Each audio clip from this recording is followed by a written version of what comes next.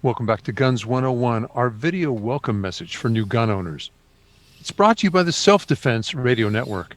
I'm Rob Morse from Self-Defense Gun Stories. My partners tonight are Amanda Suffolcool from Eye on the Target Radio, and the guy behind the curtain there, the guy doing the heavy tech lifting, that's Paul Lathrop from the Polite Society podcast. Melody Lauer joins us tonight from Citizens Defense Research. Melody, millions of brand new gun owners brought this box home, except it's a community. There are people who already live there. Some of them are children. How do I introduce this new addition to our family? It's not a puppy, but it does take some care and feeding. What do I tell the family? Well, ideally, you're having a conversation with your family before you bring the gun home.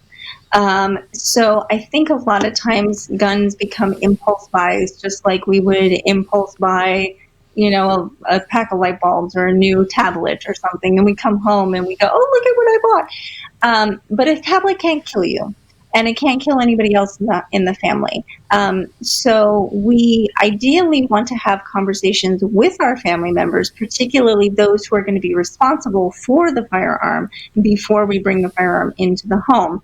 Have a means to store it before we bring it into the home so that there is not a moment where we go, I didn't think about Johnny, who's really curious and now wants to play with the gun.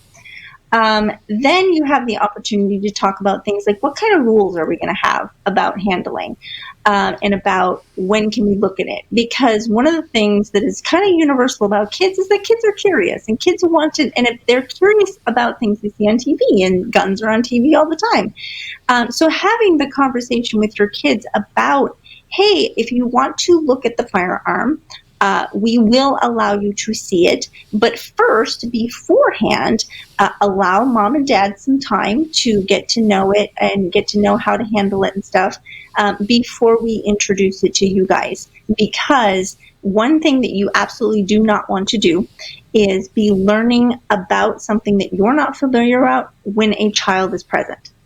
Because they are attention suckers and they are unpredictable. And when you're trying to figure out where you can point a firearm in a safe direction and when you can figure out how things work, the last thing you want to be worried about is having a little one in your presence who you could potentially hurt.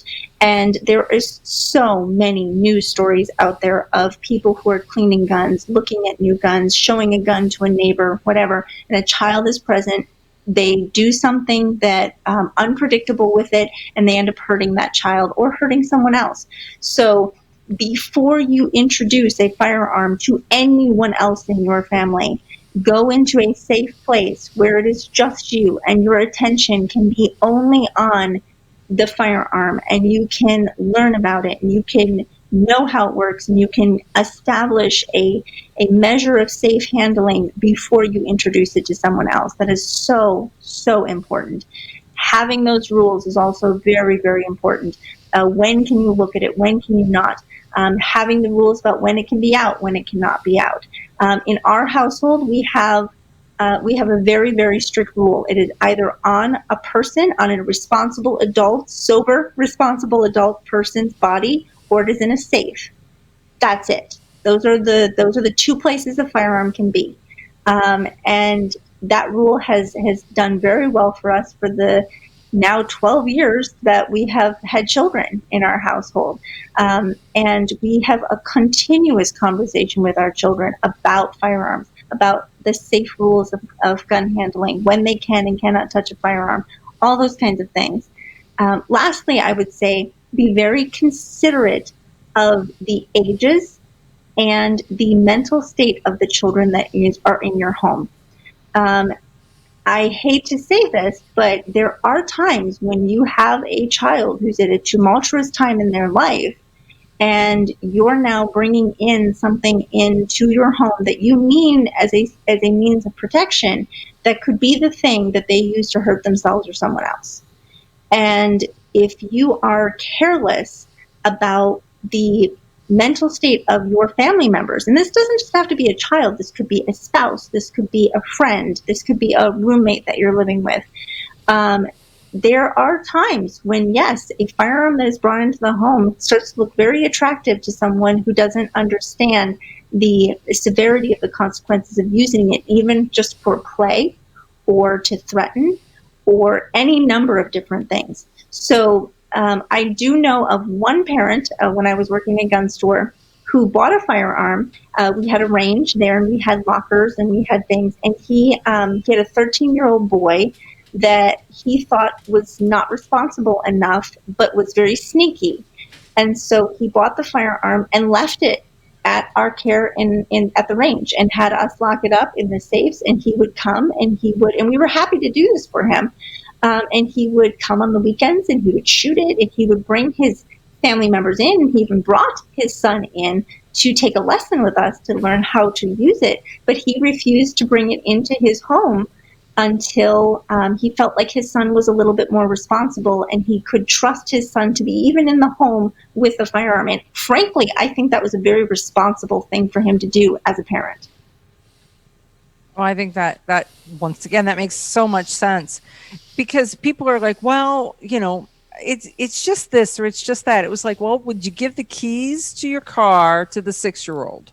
No, you're the adult. You need to make decisions. You need to think them through, and you need to restrict access until you know that they are confident and capable and responsible enough to act upon those decisions.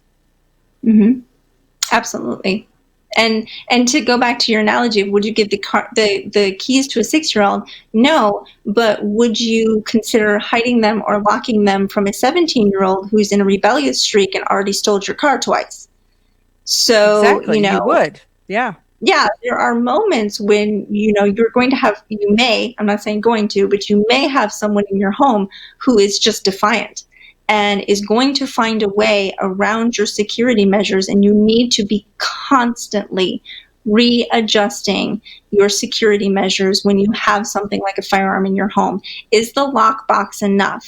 Can they go out to the garage and get the bolt cutters and just cut the padlock off the whatever case that you have it in? Or is it time to now up it?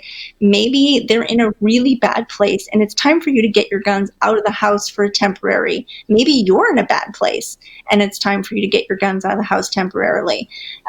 Those are questions that every gun owner should be asking themselves almost every day. They should be constantly doing a check-in on themselves and on their family members. Hey, we have a deadly weapon in our home with my family members all the time. Is this the best place for it? Is everyone in the household in a good enough place where this can be here and it not be a greater risk to everyone here? Well, I think that's the definition of responsible gun ownership, is taking that responsibility, being responsible, making those kind of tough decisions, but they're necessary and they're needed. So thank you very much. That's a great coverage. Melody Lauer, Citizens Defense Research. Look her up on Facebook. You'll find Citizens Defense Research and you'll like what you see.